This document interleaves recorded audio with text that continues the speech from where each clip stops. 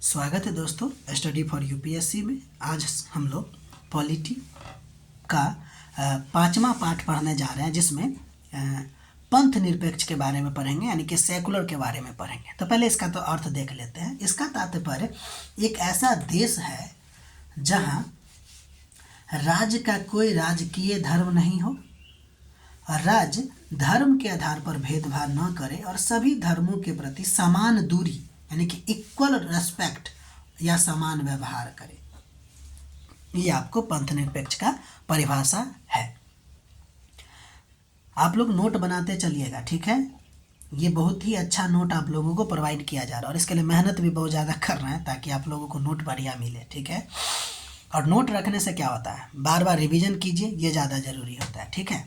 Note बस होता है ना, एक टेबल में सजाने योग्य होता है, याद तो वही रहेगा जो आप बुलेट पॉइंट बनाइएगा। तो ये सबको देखिए, लिखिए और बार बार वीडियो देखिए और समझिए, ठीक है, क्योंकि बहुत छोटा छोटा वीडियो बनाया जा रहा है, ठीक है, और बहुत अच्छा चीज़ भी दिया जा रहा है। ऐसा नहीं कि कुछ जहाँ तहाँ से फेंका हुआ चीज़ सब है, ये बहुत अच्छा चीज़ है। अब ध्यान दीजिए, पंथ निरपेक्ष हम लोग देख लिया। अब देखिए, धर्म के आधार पर आपको ना कुछ राज्य का टाइप देखने को मिलेगा। जैसे थियोक्रेटिक स्टेट बोला जाता है, यानी कि धर्म आश्रित या धार्मिक राज्य।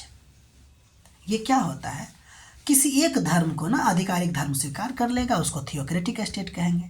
अब कानून या जो शासन होगा ना, उसी धर्म के धर्म ग्रंथ के आधार पे चलेगा और अन्य धर्म के लोगों को क्या वहाँ पूर्ण अधिकार मिलेगा क्या? तो नहीं मिलेगी। इसका उदाहरण है आपको ईरान, सऊदी अरब, वेटिकन सिटी। दबेश्वर में पाकिस्तान अपने आप को सेकुलर स्टेट कहता है, लेकिन वो भी है, ठीक है। अगला नंबर बात करते हैं, सेकुलर स्टेट क्या होता है। धर्म निरपेक्ष राज्य किसी भी धर्म को राजकीय धर्म नहीं मानेगा, सभी धर्म को समान स्वतंत्रता और सम्मान देता है। धार्मिक मामले में राज्य का हस्तक्षेप या तो सीमित होगा, नहीं तो नहीं के बराबर होगा। ध्यान दीजिएगा, यहाँ हमने दो उदाहरण दिया, अमेरिका और फ्रांस। हमने भारत का उदाहरण नहीं लिया क्योंकि हम लोग तो हैं ही ना, जानते हैं इस बात को, लेकिन फिर भी यहाँ ध्यान दीजिए, कहता धर्म मामले में राज्य का हस्तक्षेप सीमित या न के बराबर। यहीं पे हम लोग थोड़ा सा पश्चिमी सेकुलरिज्म से अलग हो जाएंगे, तो उसको इसलिए हम यहाँ पे नहीं लिखे इसका एग्जाम्पल। अब एक होगा आपको नास्तिक राज्य या गैर धार्मिक राज्य, यानी वो किसी भी धर्म को मान्यता नहीं देगा, कभी कभी धर्म को हतोत्साहित भी करने की कोशिश करेगा। शासन का जो आधार होगा वो वैज्ञानिक आधार होगा या वैचारिक आधार पर चलेगा, ठीक है। इसका उदाहरण आपको यूएसएसआर है, उत्तरी कोरिया है, चीन है, ठीक है। धर्म के आधार पर आप लोगों ने राज्य का प्रकार देख लिया। अभी हम लोग चैप्टर जो पढ़ रहे हैं वो प्रस्तावना चैप्टर पढ़ रहे हैं, ठीक है। अब हम देखते हैं सेकुलरिज्म, और अब दो टर्म पढ़े होंगे, एक होता है आपको पंथ निरपेक्ष और धर्म निरपेक्ष। तो देखते हैं पंथ निरपेक्ष और धर्म निरपेक्ष का मतलब। तो देखिए, पहले पंथ का मतलब होता है सेक्ट, निरपेक्ष का मतलब न्यूट्रल, और धर्म निरपेक्ष का मतलब रिलीजन न्यूट्रल। ये दो मुद्दा है। अब ध्यान दीजिए, आप जानते हैं धर्म जो है ना वो एक बड़ा धार्मिक ढांचा है। पहले तो दोनों में अंतर अच्छा से समझ लेते हैं, लोग यही अंतर नहीं समझ पाता है। धर्म जो है एक बड़ा धार्मिक ढांचा है, जैसे हिंदू धर्म, इस्लाम, ईसाई, सिख आदि। और पंथ की बात अगर करें तो किसी धर्म के अंदर की शाखा, जैसे हिंदू धर्म में शैव हो गया, वैष्णव हो गया, शाक्त हो गया यानी शक्ति की पूजा, और भी बहुत सारे हैं, राम हो गया, राम वाले हो गए, कृष्ण वाले हो गए। इस्लाम में अगर बात करें तो सुन्नी हो गया, शिया हो गया। ये तो ध्यान दीजिए कि धर्म एक बड़ा यूनिवर्सल सेट है जिसके अंदर एक छोटा सबसेट है जिसका नाम है पंथ। समझ में आ रही बात? तो सेक्ट और पंथ में आप लोगों ने अंतर बढ़िया से समझ लिया। अब देखिए, अब हम लोग भारतीय मॉडल देखते हैं, इंडियन सेकुलरिज्म की बात करते हैं। तो देखिए, वेस्टर्न सेकुलरिज्म की अगर हम बात करें तो ये आपको स्टेट और रिलीजन पूरी तरह से आपको अलग होगा।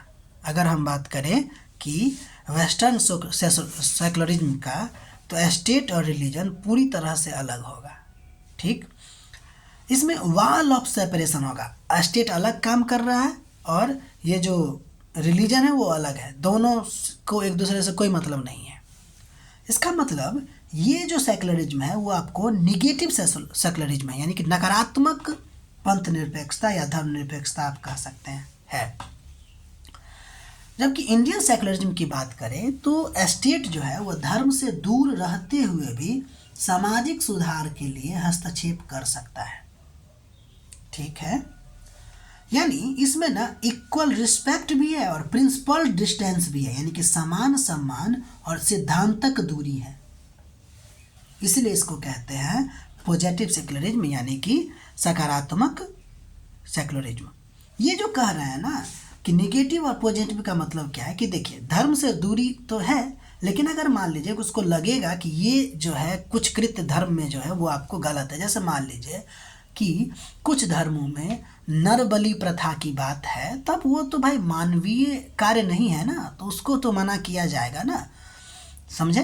तो धर्म में कुछ बातें अगर गलत होगी तो उसको हटाने की कोशिश करेंगे कौन, राज्य, क्योंकि उनका एक काम राज्य का क्या है तो कल्याणकारी राज्य की स्थापना है, इसलिए वो हस्तक्षेप करेंगे। इसलिए इसको पॉजिटिव सेकुलरिज्म भी कहते हैं।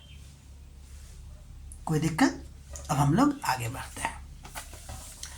तो यहाँ एक क्वेश्चन है आपके लिए कि भारत किस सीमा तक धर्मनिरपेक्ष और पंथ निरपेक्ष राज्य है, और दूसरा राजनीति में धर्म की भूमिका पर विचार करना है। ये आप लोग लिखने की कोशिश कीजिएगा। अब हम लोग अगला पढ़ते हैं जिसका नाम है लोकतंत्र। देखिए लोकतंत्र क्या है, वह शासन व्यवस्था है जिसमें शक्ति जनता में निहित होती है, यानी सरकार जो है ना वो जनता के द्वारा, जनता के लिए और जनता की इच्छा के अनुसार शासन चलाती है या चलती है, ठीक है। कोई दिक्कत?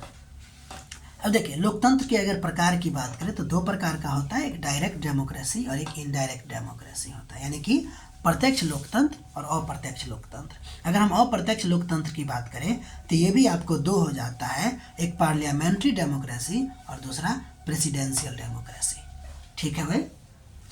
अब हम दोनों में थोड़ा थोड़ा अंतर देख लेते हैं। प्रत्यक्ष लोकतंत्र की अगर बात करें तो जनता स्वयं शासन का संचालन करती है। इसका जो मैकेनिज्म है ना वो 3-4 मैकेनिज्म है। एक तो आपको रेफरेंडम है, इनिशिएटिव है, रिकॉल है और प्लेबिसाइट है। ये 3 से 4 चीज़ों पर डिपेंड करता है प्रत्यक्ष लोकतंत्र, यानी कि जनता वहाँ पे स्वयं शासन चलाती है, ठीक है। अब हम लोग आगे बढ़ते हैं और अप्रत्यक्ष लोकतंत्र की बात करते हैं। अप्रत्यक्ष लोकतंत्र का मतलब है कि जनता जो है अपने प्रतिनिधियों का चुनाव करती है और वही उनके बिहाफ, यानी कि जनता के बिहाफ पे कानून और नीतियां बनाती है। तो ये आपको हो गया अप्रत्यक्ष लोकतंत्र, ठीक है। आप लोग नोट बनाते रहिएगा, ठीक है। आगे बढ़ते हैं। संसदीय लोकतंत्र और अध्यक्षात्मक लोकतंत्र, यानी कि पार्लियामेंट्री डेमोक्रेसी और प्रेसिडेंशियल डेमोक्रेसी में मेन अंतर क्या है, तो देखिए पहली बात तो विधायिका और कार्यपालिका आपस में जुड़ी होगी, यानी इस दोनों में कोई अंतर नहीं होगा, अगर अंतर होगा भी तो पार्शियली अंतर होगा। जबकि अध्यक्षात्मक में विधायिका और कार्यपालिका अलग अलग होती है, ठीक है। संसदीय लोकतंत्र में नाम मात्र की कार्यपालिका और वास्तविक कार्यपालिका में अंतर होता है। जैसे देखिए भारत में ऐसा कहा जाता है कि नाम मात्र की कार्यपालिका कौन है, तो राष्ट्रपति जी हैं, और जो वास्तविक कार्यपालिका है वो आपको कौन है, प्रधानमंत्री हैं, ठीक है ना। तो दोनों अलग अलग होता है। लेकिन अध्यक्षात्मक लोकतंत्र में ऐसा कुछ नहीं होता है, नाम मात्र और वास्तविक दोनों एक ही समझ लीजिए, नाम मात्र जैसा कोई चीज़ ही नहीं होता उसमें।